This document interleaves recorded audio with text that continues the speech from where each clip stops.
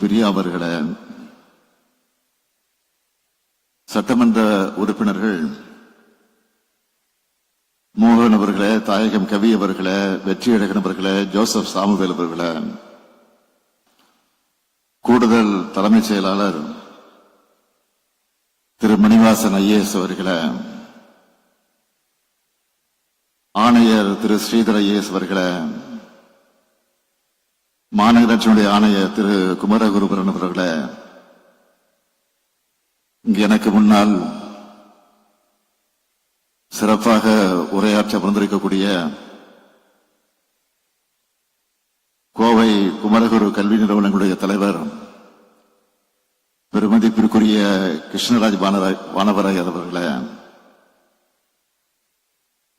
வடலூர் தலைமை சமரச சுத்த சன்மார்க்க சங்கத்தினுடைய தலைவர் திரு அருள் நாகலிங்கம் அவர்களே, பொதுச் செயலாளர் திரு வெற்றிவேல் அவர்களே, வள்ளலார் சன்மார்க்க அன்பர்கள் சுவாமி பத்மேந்திர அவர்களே, திரு சண்முகமூர்த்தி அவர்களே, திரு ராமபாண்டரகன் அவர்களே, டாக்டர் செல்வ மாதரசி அவர்களே, திரு அறிவழகன் அவர்களே, திரு செல்வகுமார் அவர்களே, இந்த அமைப்புகளை சார்ந்த நிர்வாகிகளே, சிறப்பு விருந்தினராக பங்கேற்று சிறப்பித்துக் கொண்டிருக்கக்கூடிய பெருமதிப்பிற்குரிய இந்து ராம் அவர்களே, என்னுடைய அன்பிற்கினிய சுகி சிவம் அவர்களே, அரசு அலுவலர்களே,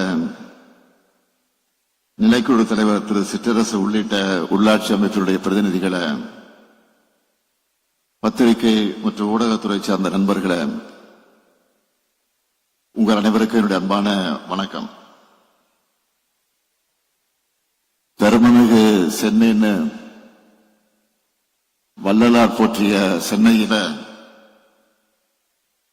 அவர் காட்டின அறநெறிகளை வாழ்க்கை முறையாக பின்பற்றி வரும் ஆன்மீக அன்பர்களான உங்களை எல்லாம் இந்த அனைத்துலக வள்ளலார் மாநாட்டை சந்திப்பதில் நான் மிகுந்த மகிழ்ச்சி அடைகிறேன். வள்ளலார் பாடுவதற்காக எடுத்துக்கொண்ட திருவாரூரை சார்ந்தவர் என்ற பெருமையோடு இந்த மாநாட்டில் நாம் பங்கேற்க வந்திருக்கிறேன். இந்த மாநாட்டை மிக சிறப்பாக ஏற்பாடு செய்திருக்கக்கூடிய மாண்புமிகு அறநிலையத்துறை அமைச்சர் திரு சேகர்பாபு அவர்களுக்கும், அவருக்கு துணை நிற்கக்கூடிய அரசு கூடுதல் தலைமைச் செயலாளர் திரு மணிவாசன் ஐஏஎஸ் அவர்களுக்கும் மற்றும் அதிகாரிகள் அலுவலர் அத்தனை பேருக்கும் அந்த நேரத்தில் என்னுடைய பாராட்டுகளையும் வாழ்த்துக்களையும் தெரிவித்துக் கொள்ள விரும்புகிறேன். நம்முடைய சேகர்பாபு அவர்களை பொறுத்த வரைக்கும் கழகப்பணியாக இருந்தாலும் சரி, அரசின் சார்பில் நடைபெறக்கூடிய ஆன்மீக பணிகளாக இருந்தாலும் சரி, அதை சிறப்பாக செஞ்சு தான் செயல்பாபு தான் என்பதை தொடர்ந்து நிரூபிக்கக்கூடியவர். இந்த மாநாட்டையும் ஆன்மீக அன்பர்கள் அனைவரையும் அழைச்சு அமைதியோடும் அழகோடும் ஏற்பாடு செஞ்சு நம்முடைய அன்பை பெற்றிருக்கிறார். சேகர்பாபு அவர்களை பொறுப்பேற்றதற்கு பிறகுதான் அறநிலைத்துறை இவ்வளவு சிறப்பாக விரைவாக செயல்பட முடியுமா என பலரும் வியப்போடு பார்க்க தொடங்கினாங்க. அறநிலைத்துறையில நம்ம திராவிட மாடல் அரசு செஞ்சிருக்கக்கூடிய எண்ணற்ற சாதனைகள் சிலவற்றை மட்டும் நான் சொல்ல விரும்புகிறேன். தமிழ்நாட்டு வரலாற்றிலே இல்லாத அளவுக்கு 20 ஆண்டுகள் முதல் 100 ஆண்டுகள் வரை குடமுழுக்கு விழாக்கள் நடைபெறாத 4192 கோயில்கள்ல திருப்பணிகள் மேற்கொண்டு குடமுழுக்கு நடத்தப்பட்டிருக்கு.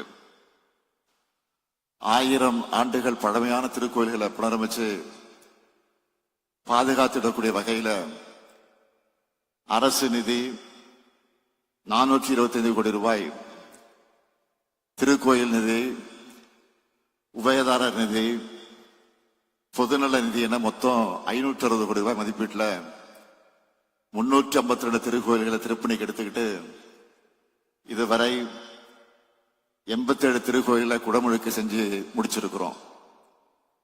அது மட்டுமல்ல, 12,931 திருக்கோயில்கள்ல 8,100 கோடி ரூபாய் மதிப்பீட்டுல 29,479 திருப்பணிகளை நடந்துகிட்டு இருக்கு. இதுல 4,346 கோடி ரூபாய் மதிப்பீட்டிலான 16,756 பணிகள் நிறைவு பெற்றிருக்கு.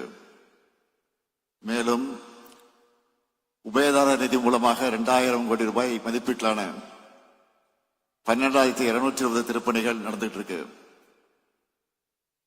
கோயில் சொத்துக்களை மீட்கணும் என பெருமுயற்சி எடுத்து அதிலையும் சாதனை படைச்சிருக்கிறோம். 8,423 கோடி ரூபாய் மதிப்பிலான 8,106 ஏக்கர் நிலங்களை மீட்டிருக்கோம். கிராமப்புற திருக்கோயில்கள், ஆதிதிராவிடர் மற்றும் பழங்குடியின பகுதிகளில் உள்ள திருக்கோயில்களுக்கான திருப்பணி, அந்த நிதி உதவித்தொகையை 1 லட்சம் ரூபாயிலிருந்து 2,50,000 ரூபாயாக உயர்த்தி 10,000 கோயில்களுக்கு நிதி உதவி வழங்கியிருக்கிறோம்.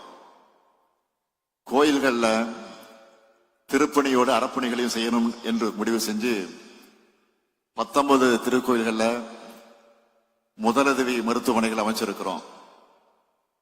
ஏழை எளிய குடும்பங்களை சார்ந்தவர்களுக்கு 4 கிராம் தங்கத்தாலி, பட்டுப்புடவை, பட்டு வேஷ்டி உள்ளிட்ட 70,000 மதிப்புள்ள சீர்வரிசைகளோட திருக்கோயில் சார்பா 2,800 திருமணங்களை நடத்தி வச்சு முடிச்சிருக்கிறோம். 165 மாற்றுத்திறனாளி இணையர்களுக்கும் திருமணங்கள் நடைபெற்றிருக்கு. 2 திருக்கோயில்களை செயல்பட்டு வந்த நாள் முழுவதும் அன்னதான திட்டத்தை இப்போ 12 திருக்கோயில்களுக்கு விரிவுபடுத்தி இருக்கிறோம். 764 திருக்கோயில்ல ஒருவேளை அன்னதான திட்டத்தை செயல்படுத்திட்டு இருக்கோம். திருக்கோயில்களை தலவரலாறு, தலப்புராணம், கட்டடக்கலை, கல்வெட்டுகள் குறித்த 514 தொன்மையான அரிய நூல்களை மறுபதிப்பு செஞ்சு வெளியிட்டு இருக்கிறோம். இப்போ நான் சொன்ன சாதனைகள் எல்லாம் குறைவுதான். பெரிய சாதனை புத்தகத்தினுடைய சில பக்கங்கள் தான். ஏராளமான சாதனைகள் இருக்கு. கடந்த ஆண்டு 5 லட்சத்துக்கு மேற்பட்டோர் கலந்து கொண்ட அனைத்துலக முத்தமிழ் முருகர் மாநாட்டை நடத்தி எல்லாரையும் திரும்பி பார்க்க வச்சோம். இன்னைக்கு அனைத்துலக வள்ளலார் மாநாட்டை நடத்திக்கிட்டு இருக்கிறோம். வள்ளலார ஏன் நாம் உயர்த்தி பிடிக்கிறோம் என்றால், வாடிய பெயரை கண்டபோதெல்லாம் வாடினேன் என்று சொல்லி உலகிற்கு தனிப்பெரும் கருணை என்ற அன்பு வழியை போதித்தவர் வள்ளலார் அவர்கள். அவரது வழியில்தான் நமது திராவிட மாடல் அரசும் எளிய ஏழை எளிய மக்களுக்காக செயல்படுகிறோம். ஏழை மக்களின் பசியை பிணி என்று சொன்னார் வள்ளலார். அந்த பிணியை ஒழிக்கும் மருந்துதான் நமது திராவிட மாடலுடைய திட்டங்கள். அதனால்தான் பள்ளிகள்ல காலை உணவு திட்டம் முதல் முதியோர்களுக்கான தாயுமானவ திட்டம் வர அனைத்து வயதினரையும் கருணையோடு அரவணைக்கிற பல்வேறு திட்டங்களை செயல்படுத்திக்கிட்டு இருக்கிறோம். வள்ளலார் தமிழ் சமூகத்தில் உதித்த புரட்சியாளர், பண்பாளர். அவரை போற்ற வேண்டியது தமிழ்நாட்டுடைய கடமை. என்னுடைய பேச்சுகள்லையும் சமூக வலைத்தள பதிவுகள்லையும் வள்ளலாரை நிறைய நான் மேற்கோள் காட்டியிருக்கிறேன். வள்ளலாரின் கோட்பாடுகளை மேற்கோள் காட்டுவது மட்டுமல்ல, அவற்றை செயல் வடிவத்தில் நடைமுறைப்படுத்திட்டு இருக்கிறோம். அவற்றை எல்லாம் சுருக்கமா சொல்லணும்னா, தலைவர் கலைஞருடைய ஆட்சி காலத்தில் சென்னையில் வள்ளலார் வாழ்ந்த பகுதிக்கு வள்ளலார் நகர்னு பேர் வச்சார். அந்த வள்ளலார் நகர் பேருந்து நிலையத்தை 10 கோடி ரூபாய் செலவில் புனரமைச்சிருக்கிறோம்.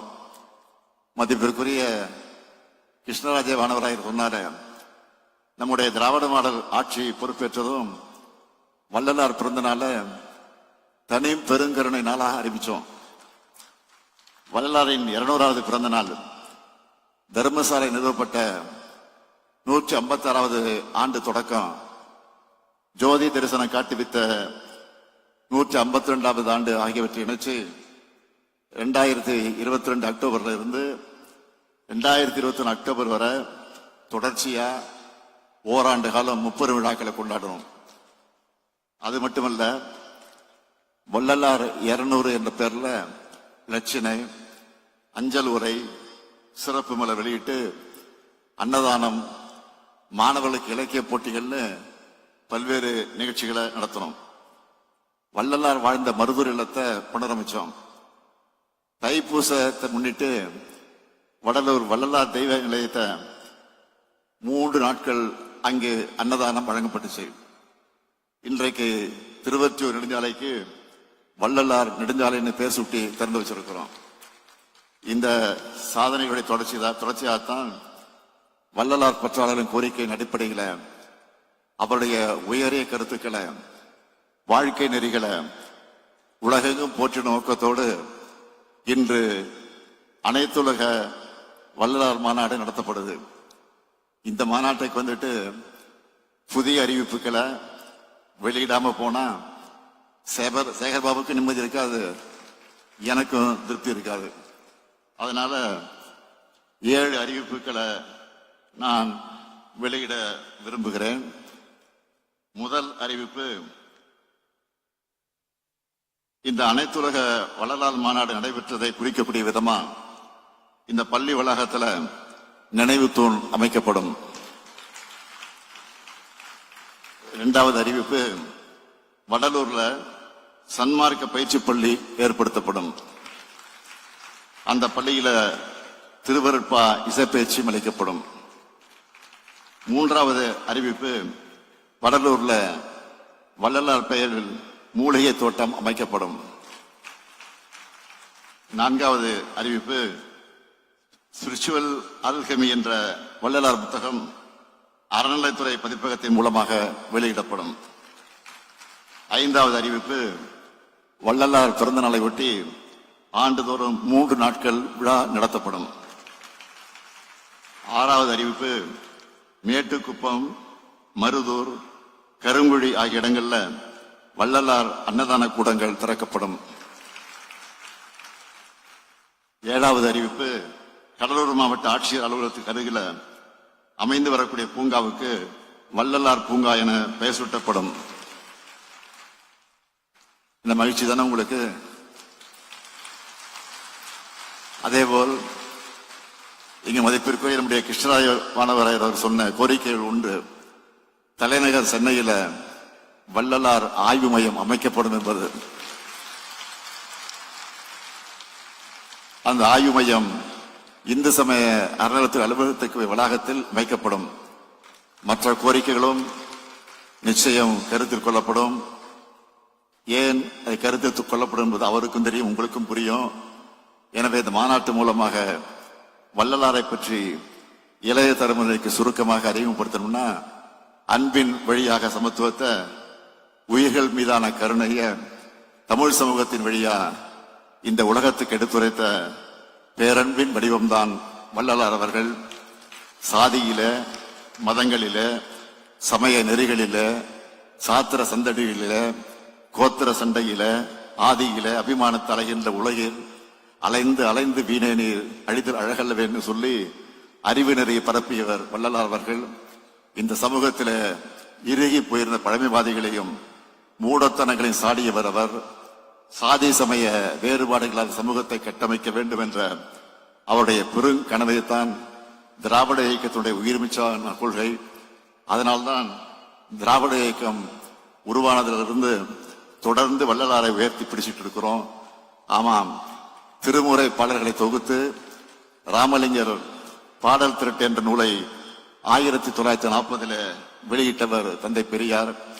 இன்னும் ஒரு படி மேலே போய் தமிழர்கள் முன்பு பெரியார் ஒரு கேள்வியை முன்வைச்சார். தந்தை பெரியார் என்ன கேட்டார் தெரியுமா? வடநாட்டு சாமியார்களை போற்று தமிழனே, வடலூர் வள்ளலார் எந்த விதத்தில் தாழ்ந்தவர்னு கேட்டார். இதையெல்லாம் உணர்ந்துதான் வள்ளலாரின் கொள்கைகளை சமுதாய களத்தில் தந்தை பெரியார் பரப்புரை செய்தார்னு திரு குன்றக்குடி அடிகளாரே சொல்லி இருக்கிறார். அந்த வழியிலே தான் சமத்துவத்தையும் சமூக நீதியையும் நிலைநாட்ட நம்முடைய அரசு, எங்களுடைய கோட்பாடு எல்லாருக்கும் எல்லாம் என்றவருடைய சிந்தனையின் செயல் வடிவம்தான் இங்கே கூடியிருக்கக்கூடிய அன்பர்கள் எல்லோரிடத்தில் நான் கேட்டுக்கொள்ள விரும்புவது, வள்ளலாரை போற்றுவதோடு நம்முடைய பணி நின்றுவிடக்கூடாது. அவருடைய நோக்கங்கள் முழுமையா உணர்ந்து கடைபிடிக்க பாடுபட வேண்டும். அதற்கு இந்த மாநாடு வழி வகுக்கணும். ஏன்னா நம்முடைய பண்பாட்டு அடையாளங்களுக்கு வேறு வர்ணம் பூச நினைக்கிறாங்க. வள்ளலாரின் நோக்கங்களை சிதைச்சிட நாம் அனுமதிக்க கூடாது. பிரிவினை சக்திகளுக்கு ஒருபோதும் இடம் கொடுக்காம அன்பும் பண்பும் அறனும் கருணையும் கொண்ட சமுதாயத்தை உருவாக்க உழைப்போம். சமத்துவம் ஊற்றும் அன்பு வழியாம் வள்ளலார் நெறி எங்கெங்கும் பரவட்டும், என்றென்று நிலைக்கட்டும். அவர் ஏற்றி வைத்த ஜோதியைப் போல சுடர் விடட்டும். அணையாத அடுப்பை போல அனைவரின் தேவைகளை நிறைவேற்றி இடர்வோக்கும் இனிய அரசாகவும் நம்ம திராவிட மாடல் அரசு என்றைக்கும் திகழும் என்று கூறி விடைபெறுகிறேன். நன்றி.